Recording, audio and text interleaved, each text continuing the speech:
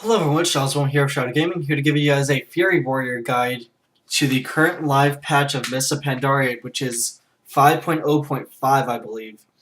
As you can see, I'm level 90, and it's September 29th, so it's been 4 days since Mist launched. I hit level 90, let's see here, 926.12, so yeah, there's been a lot of stuff going on.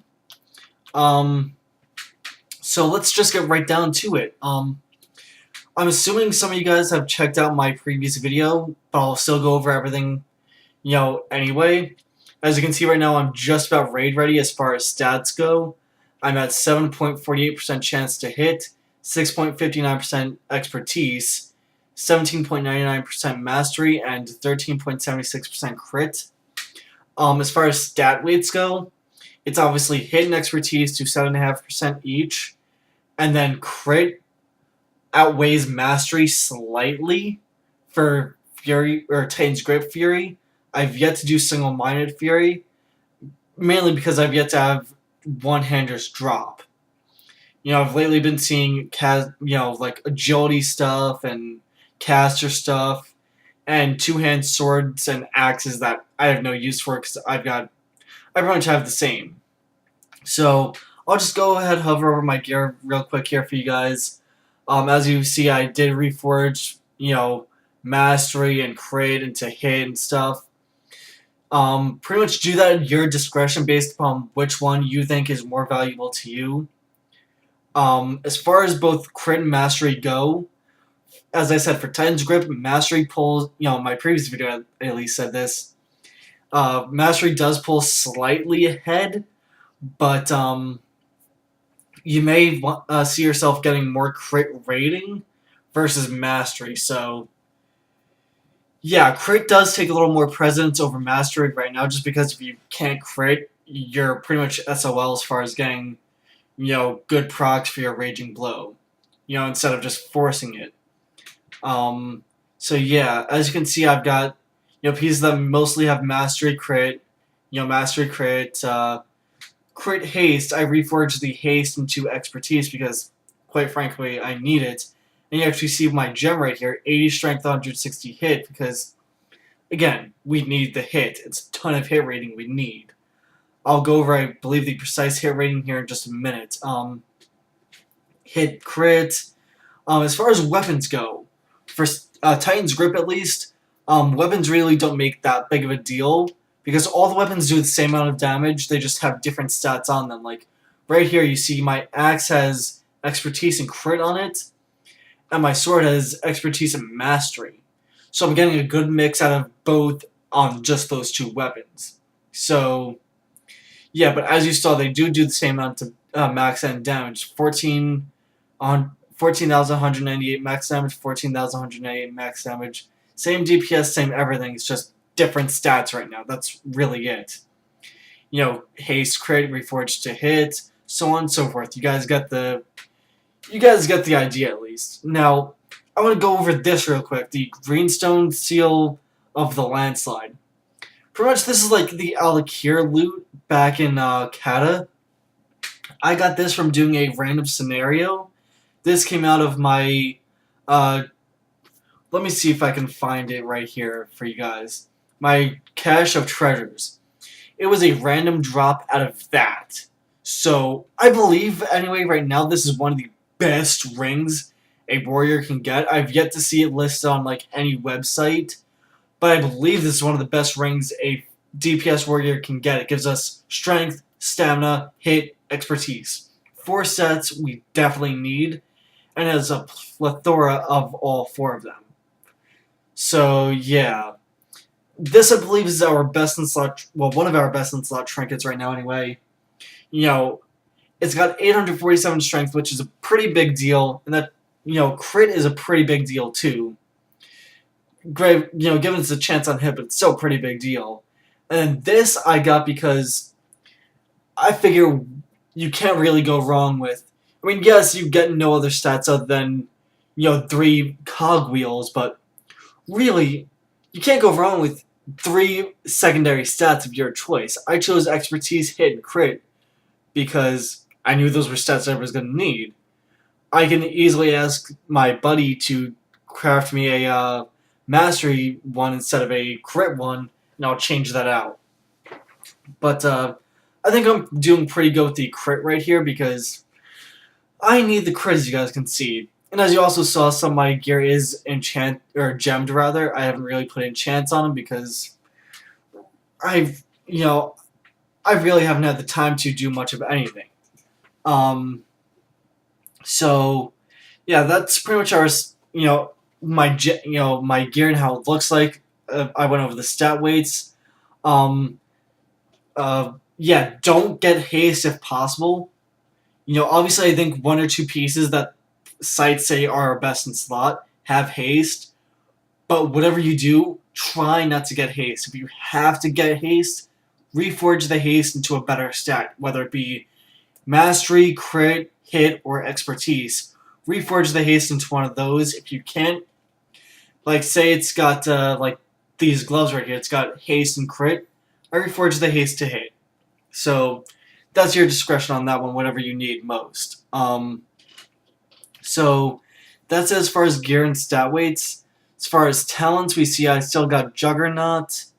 Pretty much everything's the same from level. The first two tiers are personal preference, really. I kept Impending Victory because it's, I got it for leveling because I knew I was going to need it, and oh boy did I need it. It's got a short 30-second cooldown, and it refreshes every time we kill a mob, and it also gives us 20% of our maximum health instead of 10% when we use it after we killed a mob. So that's pretty good. Juggernaut I kept because that's pretty nice. 12-second charges instead of 20. Yeah, I kept Impending Victory instead of Second Wind or Enraged Regen because I felt Impending Victory was better, but really it's personal preference on that. For the level 45, Disrupting Shot right now I believe is like the ideal choice for running dungeons and probably for raids as well, because you're probably gonna have to interrupt ads and whatnot. And I'll go into that in just a minute here. The level 60 talents, I still have Blazestorm because a lot of what I've been doing is AoE, but I will be switching to Dragon Roar for single target stuff. Obviously 5 mans it really doesn't make that big of a deal, but for raids, it will make that big of a deal. You're going to be in a boss fight with a ton of ads, stick with Bladestorm. If it's, just single target, go with Dragon Roar. Shockwave, leave that to the tanks. Enough said, not going to say, anymore on that. Level 75 tier, I still have Vigilance because it's still a nice oh shit button if you know tank's going to be taking a massive amount of damage. It's nice to have that right there. Really, that's kind of personal preference as well. I just kept Vigilance because, as I said, it's a nice oh shit button. Now, level 90 tier is where it gets really, really rough. And hold on one second here. Sorry, I had to take a drink because mouth is starting to get a little dry, but level 90 tier, it starts to get interesting. I will say this. Stay away from Stormbolt. As DPS, it does not do enough damage to justify its 30-second cooldown. It is a primarily tank ability, and I would say PvP to an extent, to do massive amounts of damage in a short burst, but it's not worth as far as DPS is concerned. It's not a DPS boost versus the other two. Now, Bloodbath, I will say we'll probably be using on raid bosses. We'll be using on raid bosses where we need the more sustained damage versus bursty damage, because Bloodbath does have a 1-minute cooldown. But here's the thing: when you do go ahead and you're ready to pop Bloodbath, you're gonna want to save your other cooldowns for it as well, like your Deadly Calm, your Berserker Rage and stuff like that. Now I'll get into that in a minute as well, but yeah, when you do go ahead and pop Bloodbath, you're going to want to have maximum rage, have those cooldowns available to get as much damage as possible in with your special attacks, so that way that bleed is insanely high damage. If you need, that's really it. If you need that steady DPS kind of, you're going to go with Bloodbath. if you know you're going to need that quick burst, you're going to want to go with Avatar. Really, nothing. Avatar is pretty much our death wish from, level 85 before they removed it. It's the same as it was back at 85 before they removed it at level 80 when it was still in 70 and 60. Except this doesn't have the, it's actually better than our death wish was. Yes, it only increases our damage by 20%, but really, it helps us generate 30% extra rage, which in turn is like us having mastery for it. So, if you're going to need that burst, go with Avatar. If you're going to need the sustained, go with Bloodbath. But remember, as I said with Bloodbath, more than Avatar at least, with Bloodbath, you're going to want to pool your rage and save it until Bloodbath is active, Bloodbath is ready. Pop Bloodbath, pop everything, and get, big, huge bleed off, so that way the boss can take a ton of damage over 6 seconds. I mean, that really is about it. As I said, just stay away from Storm Bullets unless you are going to PvP or you're going to be tanking. Now I'll do a tank guide because I said I will. But let's go ahead and go with the Glyphs now. So, as you can see, I'm rocking Colossus Smash, Death from Above, and Unending Rage. Pretty much Unending Rage is our bread and butter. We're always going to have that no matter what, unless they completely nerf it to the ground and make it useless. Colossus Smash is good if you don't have a, say, warrior, well, pretty much a warrior or druid tank because they put up the same effect. I don't know about Paladins because I haven't been with a Paladin tank yet, or DKs for that fact either. I think warriors and druids are the only ones that can put up that Sunder Armor effect. Death from Above, it's pretty good, but I can see us using our Enraged Speed Glyph if we know we're going to be needing to move around. And that's a boss-by-boss basis, really. Don't just say that's the end-all be-all. The only glyph that is the end-all be-all for one slot guaranteed is Unending Rage. Now, for minors, as I said last time, they're all personal preference. They don't change our damage at all. I've got Glyph of Burning Anger, Gushing Wounds, and Thunderstrike. I like those, so I kept them. That's it, end of story. So yeah, those are the glyphs. Also, we may be changing Bloodthirst in replace of either Colossus Smash or Death from Above, depending on if we do need that little extra healing. So there's that out of the way. Rotation, it's the same as it was at 85. We're going to be Colossus Smashing off of cooldown. Whenever Colossus smashes off of cooldown, pop it. Same thing with Bloodthirst. Keep Battle Shout off, on cooldown. Whenever you can use it, use it. Same thing with Berserker Rage. Keep anywhere between 60 to 90 Rage. If you get to, 90 to 120, pop your Deadly Calm. Use your Heroic Strike. And, stuff like that. That is for single target, anyway. And, obviously, when nothing else is available, use your Dragon Roar. Don't, if you have to, use Whirlwind. I would say don't do anything. Just auto attack if you've got Blade Storm and it's like single target, because it's not going to be worth it. Hell, even Heroic Throw, which I actually don't even have in my bar right now, but I should. Heroic Throw instead of anything else if you can. If your choices are between auto attack and Heroic Throw then auto attack. So by the time you get your first auto attack off after your Heroic Throw, Bloodthirst is pretty much guaranteed to be off of cooldown anyway. So yeah, that's really the rotation. Wild Strike whenever you have your Blood Surge procs. Use your Raging Blow whenever you can, so on and so forth. Our banners, since we do get the banners at 87, I believe, we're obviously going to be using Skull Banner as often as possible. They do not share a cooldown. I will repeat that. They do not share a cooldown. So we can go ahead and pop our Skull Banner, and let me go ahead and find it here. Wrong thing. We can go ahead and pop our Skull Banner and Skull Banner and Demoralizing Banner at the same time. Just Skull Banner drops at our feet. We don't have to aim where it drops. Demoralizing Banner and Mocking Banner we do.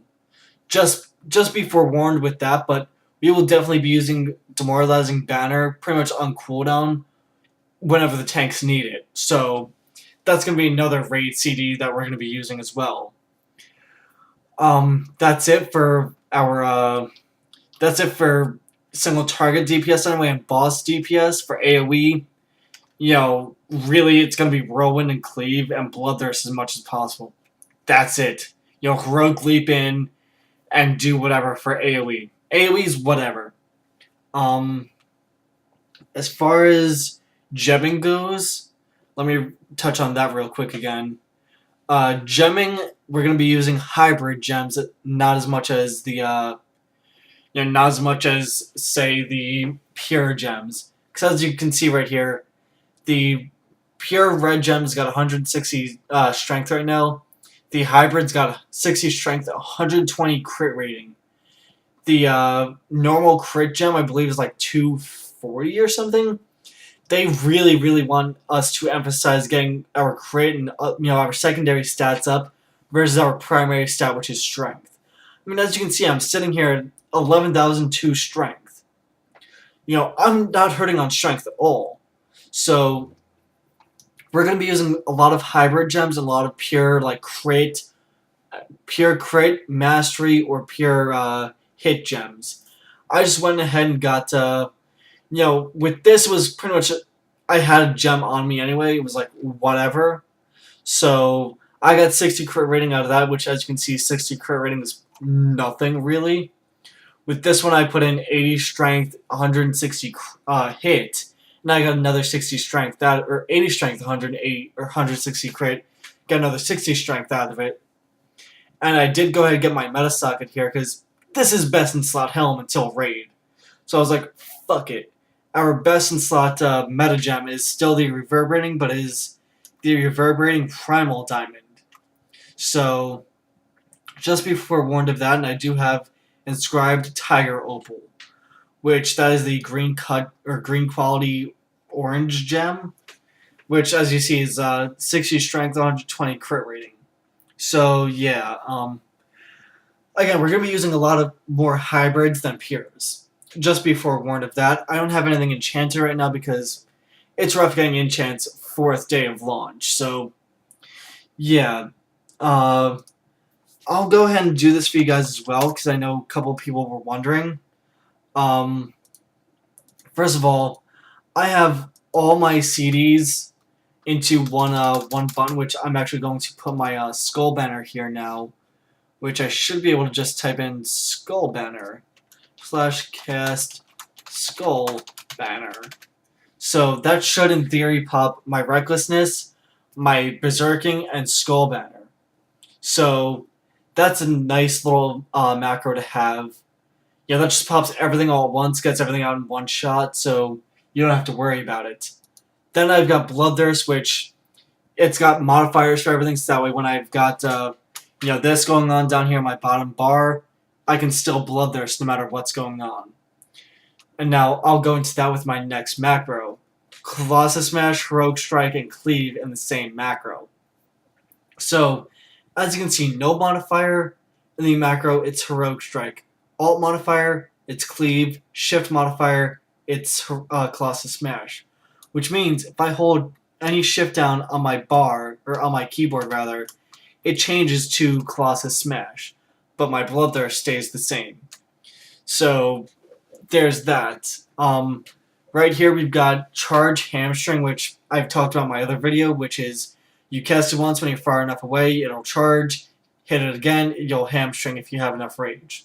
That's it. I've got it on my bar, so yeah. Then there's the Commanding Shout, Battle Shout macro, which shift modifier pops Commanding Shout, no modifier pops Battle Shout. That's really it. Then we've got Victory Rush, Execute, which actually, since I have Impending Victory and it replaces Victory Rush, Blizzard's nice enough to go ahead and just swap that out. I didn't have to change the wording in the macro at all. As you see down here in the bottom right, in the bottom right down here, Impending Victory replaces Victory Rush all the way down at the bottom. So I didn't have to change the wording of my macro at all.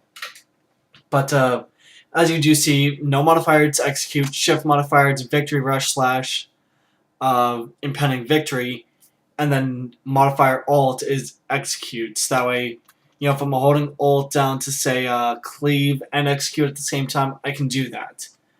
Then we don't have to worry about that. That's a tanking thing. That is an arms thing, which we do not really need anymore, so I'll go ahead and delete that.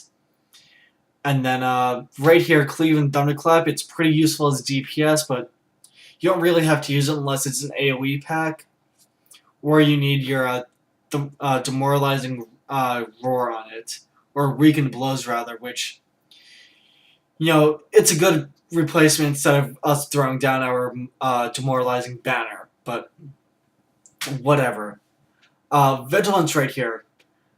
This is almost a must-have if you have Vigilance as a Fury Warrior, or a warrior in general.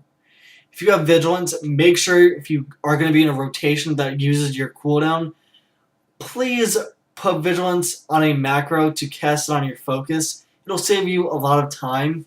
Instead of trying to find the person in your raid frame, finding Vigilance on your bar, casting Vigilance, going back to your target. This makes it so that way, just cast Vigilance on your focus, and you're done. That's it. And then we do have my Whirlwind macro right here, which it's pretty much alt, shift, and no modifier. I can cast Whirlwind. So that's really it. That's it, guys. If I left anything out, I'm really, really sorry. I'll go ahead and put annotations up, at parts if I messed up at all. Right now, I'm almost pretty much pre-raid best in slot gear. And, you guys saw my stats. I'm almost raid ready, pretty much. What else? I will go ahead and put annotations up, about, raid stats, or not raid stats, but raid specs. Like, should you really have your, sorry, I'm trying to find it here. I had it right the first time. Should you have Avatar or Bloodbath? Again, as I said previously, though, Bloodbath is probably more for sustain versus Avatar is more bursty. And again, don't get Stormbolt no matter what you do. Unless you're deciding to PvP, don't get Stormbolt. That's really it, guys. I will go ahead and put down in the description below all the add-ons I'm using. You guys can see a lot of them right now. And yeah, hope you guys enjoyed the guide. There'll be an annotation up here on the top right. If you guys haven't already seen it, it'll be to my next guide, which I believe will be my tank guide. So yeah, that's it. If you guys want to see my tank guide, go ahead and click the annotation. It'll take you right to it. And as always, my name is Mitch Charles. I'm here with Shadow Gaming. I will talk to you guys next time.